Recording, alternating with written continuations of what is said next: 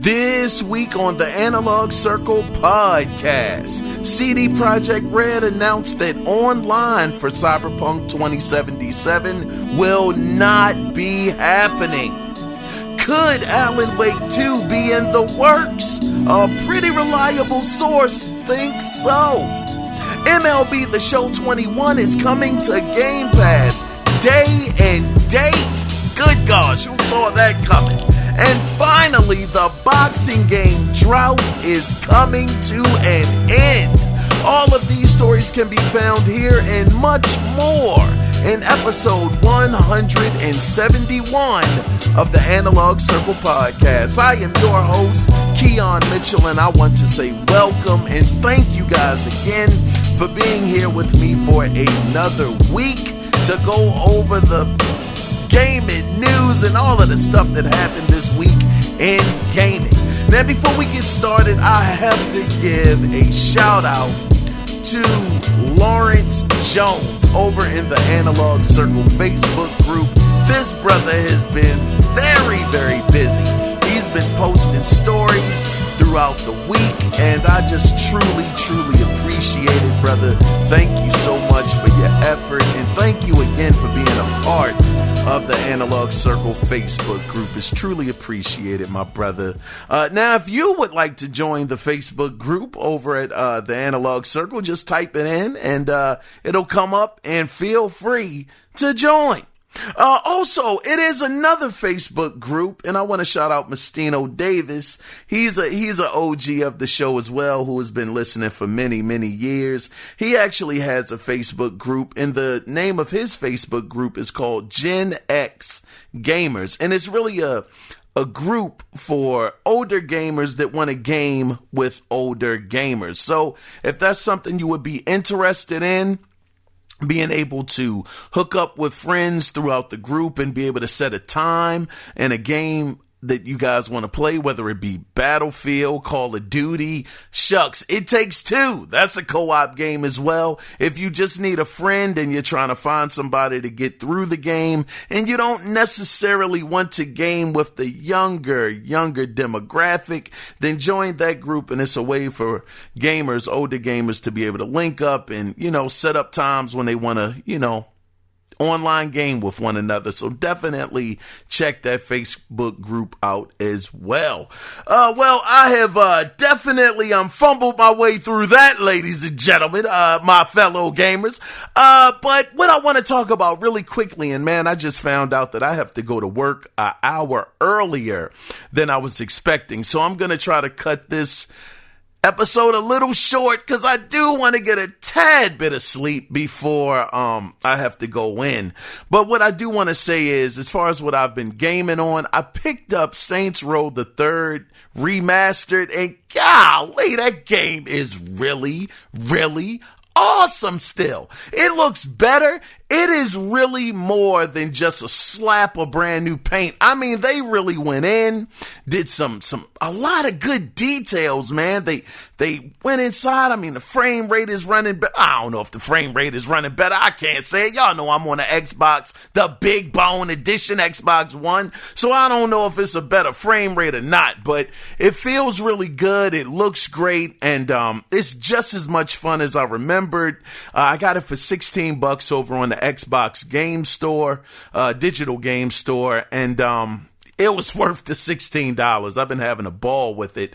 I also picked up Aladdin and Lion King, the double pack that had both of those in it. It was $10. I was playing Aladdin earlier today. The game is just as hard as I remembered, but it was fun. Plus, I love the fact that it has a rewind button. So if you do mess up, you can correct your mistakes. That's pretty cool. And it goes into the backstory of how the game was made, as well as different versions of the game you can play as well. I believe it was a Game Boy version you could play. So yeah, that was definitely worth the $10. I mean, the total purchase price, $26 or $28 with tax. Definitely worth it for those two games. And they're still on sale, both of those, for the next, I think, between 4 and 5 more days. They got a ton of games in there, if you weren't aware, that may just tickle your fancy and you may want to give a look-see.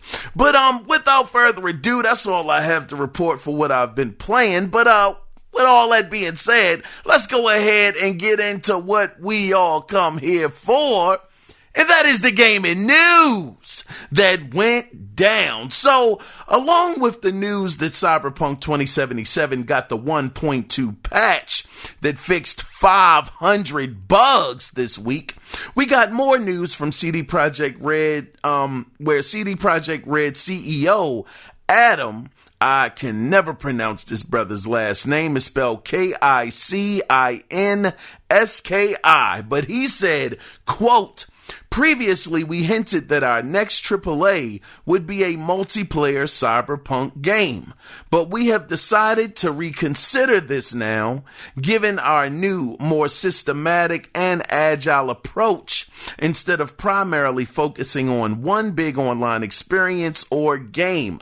We are focusing on bringing online into all of our franchises one day." End of quote. So that multiplayer mode that a lot of us were looking forward to, not me, I can't include myself in that, but for the people that were excited about it, unfortunately, they have reconsidered and it doesn't look like it's going to happen, unfortunately. But I guess the bright side is that eventually, like he said, they're gonna focus on bringing online into all of their franchises one day. So eventually this will happen, but right now doesn't seem like it's the time. And I can't blame them, because the way that Cyberpunk 2077 has been performing, having this big of a patch fix 500 bugs, and people are still reporting that it's still not up to snuff all the way, yeah, you still got some work to do. And I definitely applaud them for putting the work in,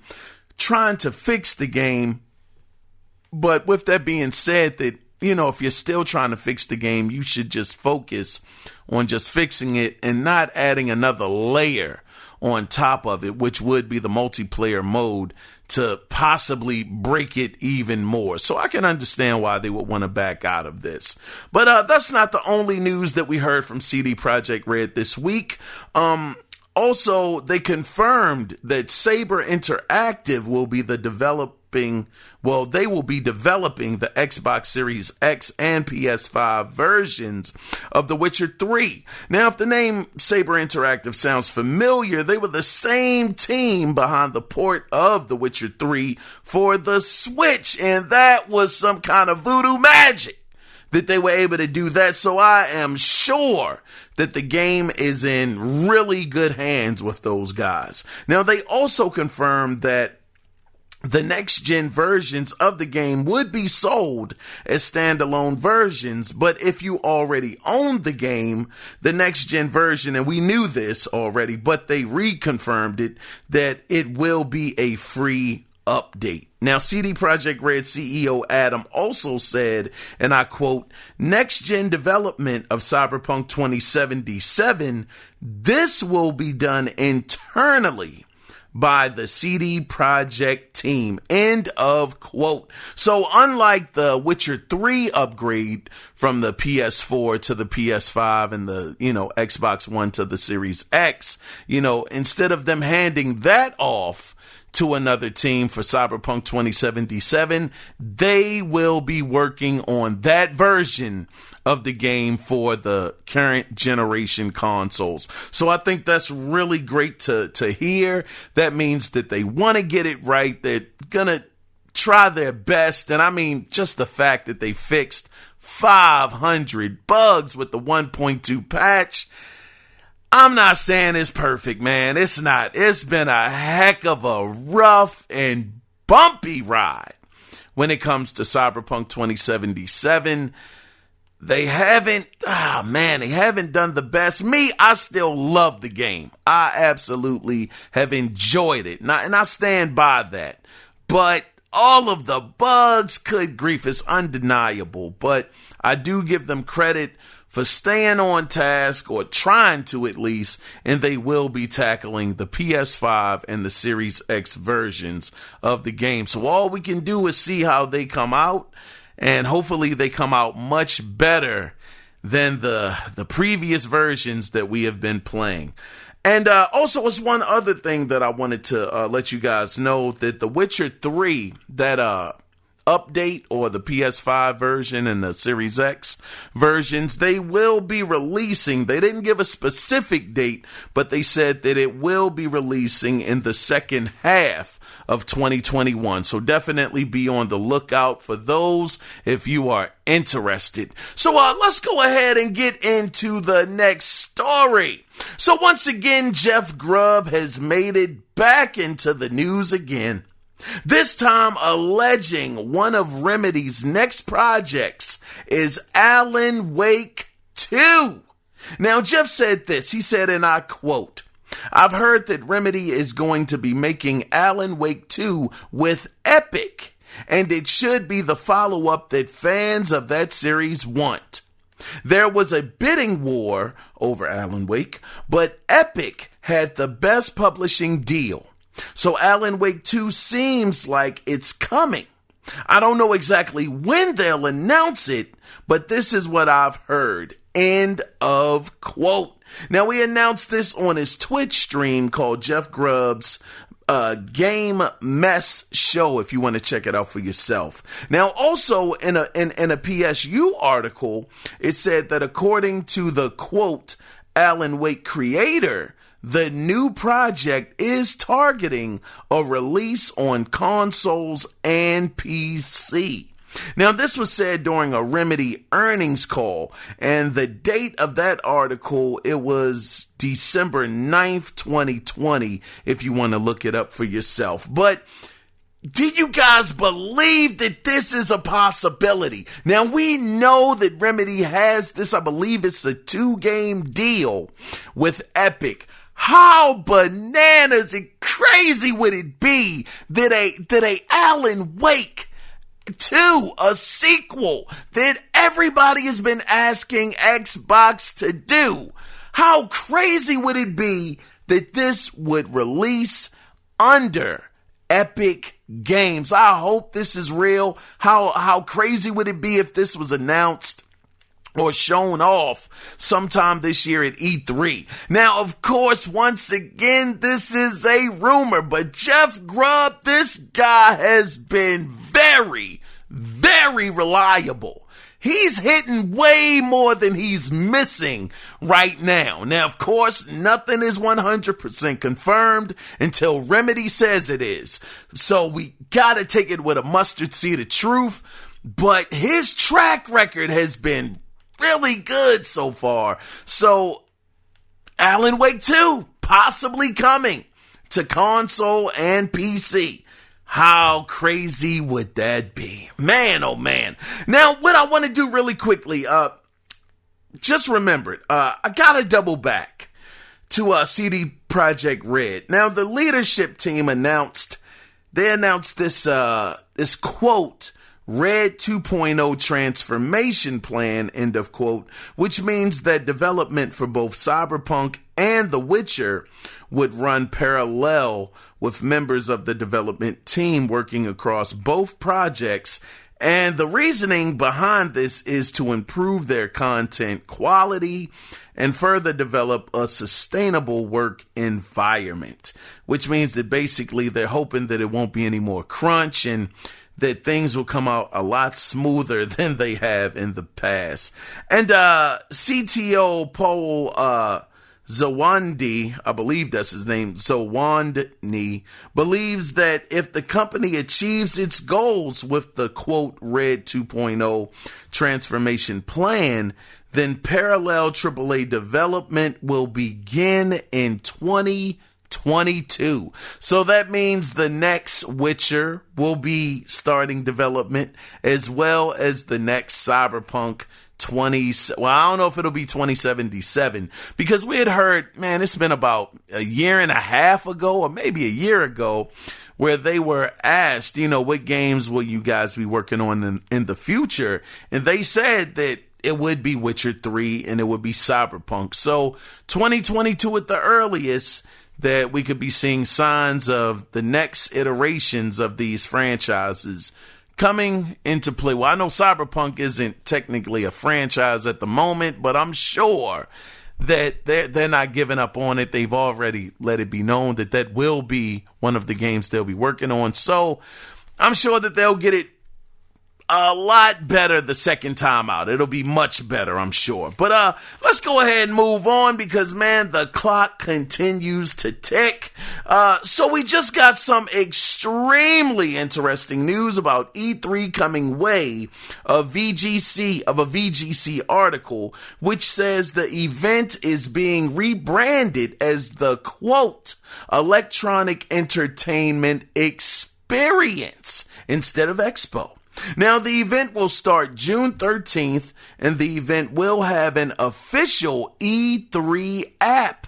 Now, the plan sent to publishers suggest, and this is really interesting, the E3 app will include, quote, virtual booths, end of quote, containing content announced during the show, as well as merchandise, stores, and this is the part that really perked my attention, and demos. And this is where it gets crazy interesting, because according to VGC's sources, the ESA has discussed bundling some parts of its consumer offering as part of a paid access pass, which could be for the on-demand game demos or a premium package with extra access. Because early on in the article, it was mentioned that the ESA wants to partner with NVIDIA to power the demos using its GeForce Now platform to make the E3 exhibitors playable experiences available either to the general public or privately to press and business people via its app. Now, if you don't want to pay for E3, fear not, because a E3 organizer spoke out and said this, and I quote, "We've been hard at work to deliver a free experience for everyone interested in E3 2021, and we're excited to share further details soon." End of quote. So I know that this could go either way. Some people are going to be like, that's cool.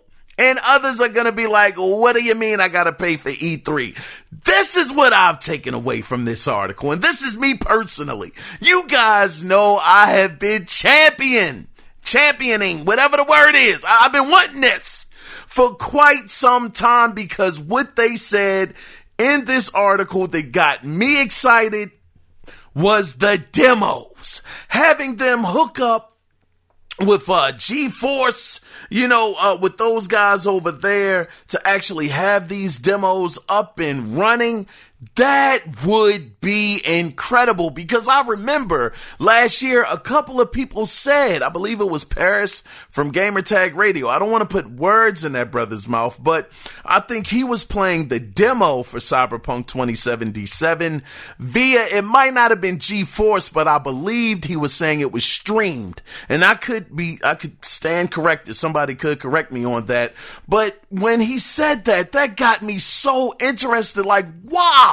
If they're able to show their demos off to people at home that are nowhere near California, because Baltimore's on the whole nother coast, East Coast, talking about myself personally, but for someone to be able to get access in their home to these kind of demos, I would pay for that. Because I am sure, I can't 100% speak in absolutes, but I'm sure that most people want to go to E3 for the demos. You just want to play what's on the showroom floor. If you can bring that experience to me at home, like you do with the E3 show itself, I have no problem paying for the demos, especially if they give a list of demos that will be available to play. I'm sure if Microsoft, and this is the thing, I'm sure the ESA, I 1,000% know this, they're going to need for Microsoft and Sony and all of these publishers, developers to get on board with this because they can't do it without their help. But my thing is that, look, this is a business. This whole gaming industry is a business. It's about making money. If these guys over at Microsoft, Sony, Square Enix, whatever the case may be, if they allow the ESA to do this, put their games on the app, put up there, some kind of disclaimer, this does not, this is not projecting the final product, but it's a demo, all of the legal stuff to let people know that this is not what the final product will look like. I think that, look, if they're giving their games to the ESA, they could get a cut of the money coming out of the ESA, out of the app, or whatever the case may be, and they can make money off of E3. I have no problem. Once again, you give me entertainment, I give you money. To me, it's a fair exchange. I would absolutely be down for something like this, and I hope that it happens. Now, whether or not Microsoft and Sony and all of the third-party publishers, as well as AA publishers and developers will jump on board, that is to be seen. That's TBD. But I do love the fact that at least we're getting closer and closer to that E3 experience being fully realized in your home. This is awesome news. Now, depending on how much something like this is going to cost, hey man, if you get crazy with it and talking about $300 and $400, oh brother, you have lost me. But if you're talking about something a solid $50 or $60, somewhere around there, something just not insanely crazy, I would absolutely be on board, especially if we're going to get access to some AAA games that are coming out later on this year. I mean, Halo, I'm sure Halo would go crazy with the fans if this was something that would be inside of the E3 app. I mean, we'll have to see how this all happens and comes out in the wash, because it's a possibility that no one may jump on. But I do love the direction that they're trying to spin E3 into. For the first time, we have the conversation of these showroom floor demos actually being available to be played at home. I think that's awesome. Of course, they'll have to figure out all of the logistics of whether or not you're going to need a laptop or if it will work on your console. They would have to figure all of that out. But I just love the fact that at least at the moment, they're talking about bringing these demos home to the regular consumer so that they can get a sneak peek at what, these different studios are cooking up. So we'll see. We'll keep our hand on the pulse and hopefully things go well. But let's go ahead and move on into the next story. Now, oh gosh. Now this next story had to be the most crazy thing in gaming that I saw all week long. Now, it was announced over on Xbox Wire, and I quote, I believe this was Phil Spencer. He said, we're delighted, it might not have been, but this is the quote. He says, we're delighted to announce that MLB The Show 21 is coming to Xbox Game Pass on day one and will be available on April 20th for Xbox Series X, S, and Xbox One. as well as on Android phones and tablets via Xbox Cloud Gaming Beta for Ultimate members. And just for clarity, oh, that was the end of the quote, right there. But just for clarity, this is the standard version of the game. So it's not a special edition or anything like that. It's the standard version. But this was something that man, listen, golly, amazing. Absolutely amazing. I tell you, it was Friday. I was close to Pittsburgh, PA, when this news came across my feed. I was getting loaded, and I looked down at my phone, at notifications while they were loading up the truck, and I said, you got to be kidding me. This has to be an April Fool's joke. That was the first thing I thought of. This is one of those lingering jokes. And then I'm like, but wait a minute, it's April 2nd today. This isn't the first. So I looked at the article, couldn't believe it. Unbelievable. The moves that Microsoft Xbox is doing is incredible. The optics. That's what it's about right now. The optics. It looks crazy that Xbox has a once PlayStation exclusive. They made the game. They developed the game. What's it, Sony Santa Monica? I believe they developed MLB 21 in-house. And this is coming to Game Pass day and date. Crazy. Absolutely crazy. Now, what I do want to say, though, and this is something that I found out a little later. I gotta be fair here. Gotta be fair, because Jim Ryan, people had the pitchforks out for good old Jim. They want this guy out of PlayStation. They are mad. They're fired up. They're angry. Then you had some PlayStation fans. It's no big deal. It's MLB. Nobody cares. It's a baseball game. Nobody cares about that. I understand. It's baseball. I get it 100%, but you have to look at how just insane this looks. Just looking at it from the outside, looking in. It's like, how did this happen? How did Sony allow this to happen? Now, this is where I gotta, this is where the plot thickens just a tad bit. Because it looks crazy. It absolutely does. But it's one particular piece of information, like I said, I found out later on. And sorry for beating around the mulberry bush to get there. That was my bad. But MLB published the show 21 on Xbox. Sony was not the publisher on the Xbox version. It was MLB who was. So, and I got that from Fansided. That was the source, Fansided. And I sat there and I said, God dog, oh shucks. Here it is. It just looks crazy. But if Sony wasn't the publisher, then they pretty much had no say in the situation that happened. Microsoft said, hey, you know what? Since y'all are, publishing the game, how about we talk to y'all? We cut y'all a bit of a check. You want more eyes on the MLB. How about we cut this deal?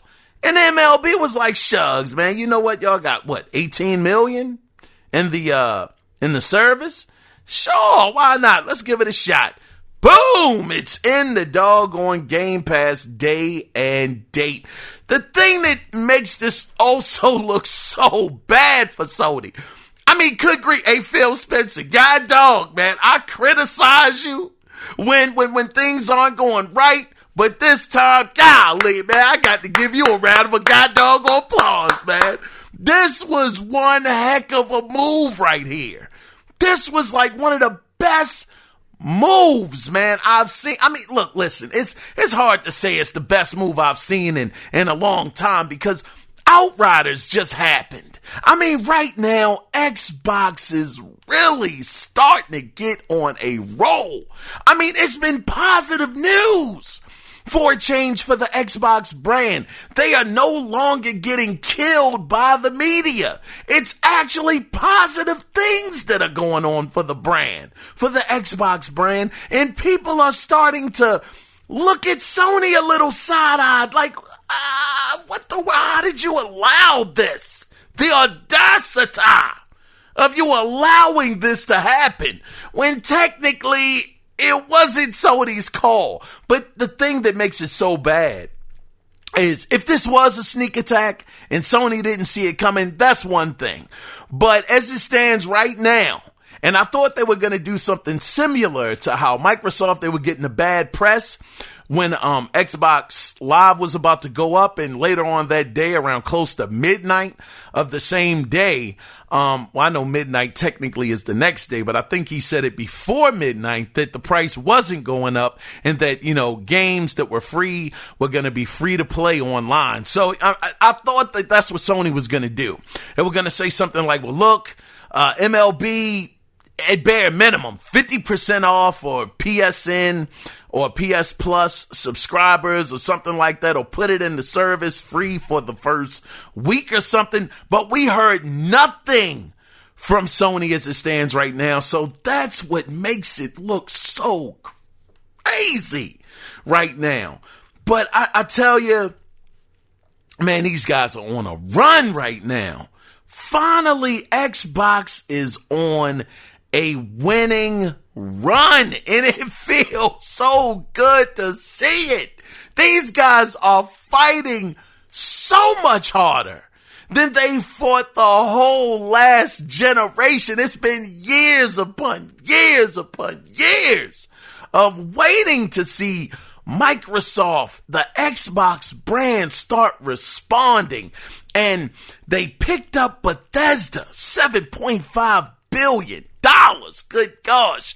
Games day and date inside of Game Pass. All of Bethesda's games outside of course, the two, Tokyo Ghostwire and Deathloop. We all know that PlayStation had that on lock before the deal went through. But after that happens, games are in there day and date.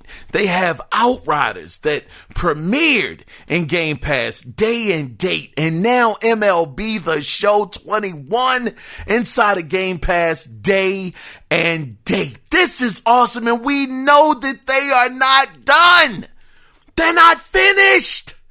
What else is Microsoft gonna do? It's just fantastic to see Microsoft doing things that are positive steps, and I applaud them for it. So great to see. Now, because of time, I'm going to have to cut this story off, and I got to move on to the next one because, man, oh man, this is going longer than I thought. Now, let's go ahead and get into this next story. So you guys know that I'm a huge Fight Night fan.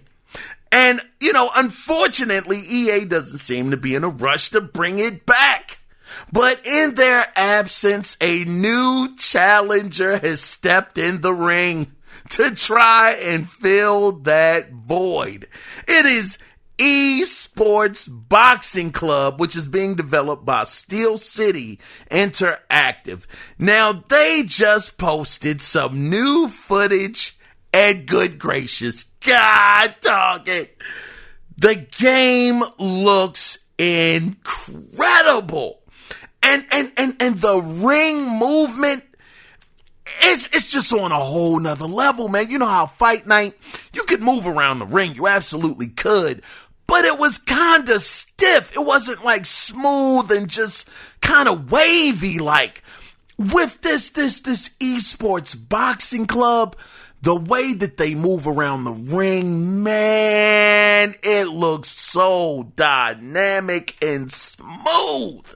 It looks so smooth. And just the fact, outside of just the movement and the graphics and just how crazy the game looks, they also are going to have a career mode which that really excites me because the career mode back in Fight Night, it was a story. What was his name? What's his name? Bishop? I forgot his name. It's been 10 years. We've been in a 10-year boxing hiatus, people. Fight Night came out in 2011. It's 2021. Literally 10 years without a boxing game. So finally, that is coming to an end. We don't know exactly when this game is coming out, but things are coming together really, really well. They actually put up a list of, they actually have licensed boxers, by the way, because listening to the name, Esports Boxing Club, that sounds so off-brand. You're like, man, it's going to be another Don King situation with that whack boxing game that came out. But oh no, brothers and sisters, oh no. On the contrary, more share more to me. I know that was terrible French, but I tried. This game looks incredible, man. And the thing is, it's 65 licensed boxers that include, like, Rocky Marciano is in there, Joe Frazier, Arturo Gotti is in the game, and even Roy Jones is in the game, man. Roy Goddoggo Jones is in this mother lover. I can't wait for this game to release. If you have not been keeping an eye on Esports Boxing Club, I know the name sounds terrible. Trust me, the game looks like it has a budget behind it. They were talking about the corner man, you know, like getting cut or however the corner man is going to take care of you, get down your swelling and your bruises. Like I said, a career mode. Man, it's the movement. Just check it out, man. It's absolutely fantastic to look at, 100%. But let me go ahead and move on into the next story. And this is actually in quick news. Jeff Keighley's Summer Game Fest will be returning this year. And it'll be starting in June, which is when E3 will be starting. But this show will be being produced by I Am 8-Bit and Double Fine. And the event will cover AAA games as well as indie games. Now, Jeff Keighley, oh, brother, whew. Yeah, last year was rough. Oh, my goodness. I can't even say I'm excited about this Summer Game Fest because last year was a snooze. Oh, I was snoozing. It was too far long and drawn out. Initially, when I thought all summer long, nothing but a constant flow of news, on paper, it sounds phenomenal. You know, you're like, oh my goodness, we're not going to have a waking week or moment in the summer that gaming news isn't going to be dropping. But that event was DRY. That thing was dry. I said, man, all of these random days, events are happening. I can't tune in for the whole summer. You know, I gotta work. I gotta go to work. So the events that were happening, nah, Chief. Nah, brother. It just wasn't it. But we know that Jeff Keighley, over the years, he's perfected the Game Awards, and that's so much better than what it used to be. So much better. So I'm hoping that he took some of the critical, not backlash from people, but just some critiques, you know, to make the show better because, oh man, I do not want to see a repeat of last year. But nonetheless, for anybody that did enjoy the show last year, it will be starting in June. No specific date was given. But in more news, now if you've been anticipating Dying Light 2 and have wondered how long the game would take to beat, lead game designer Timon Smektela talked to WCCF Tech. I sure hope I said his last name correctly. But he had revealed that if gamers rushed through the story, it would take around 20 hours, which is still a nice length of time. But if you wanted to 100% the game, it would take 40 to 60 hours to come to a 100% completion. Now, at this moment in time, we still don't know when the game will release. It's been delayed. No specific time frame has been given, or definitely not a release date. But yeah, at least we know that the game is going to be a pretty nice length, especially if you're trying to basically platinum the game or get 1,000 gamer score off of it. 60 hours. Oof, it's a lot of time. Pretty much doubles and triples. But looks like we're going to be getting into the final story. So closing us out this week. Man, this really did my heart some good, man. I got to shout out Insomniac Games for adding a 60 frames per second update to Ratchet and Clank.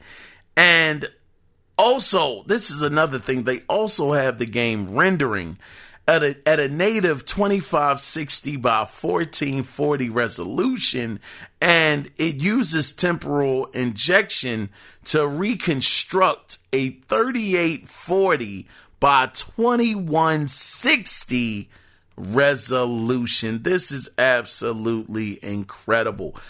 I tell you, Insomniac Games, they have been worth their weight in gold. These guys, they're doing another Spider-Man, I believe, update with his suit, or something to do with muscle deformity, or something they're doing with one of the Spider-Man suits. But those guys stay busy, and they're constantly updating the games that they have, whether it be the original Spider-Man from the PS4, making it look better on the PS5, to adding ray tracing into Spider-Man Miles Morales with 60 frames per second in Spider-Man Miles Morales, till now adding a 60 frames per second mode into Ratchet and Clank. These guys stay busy.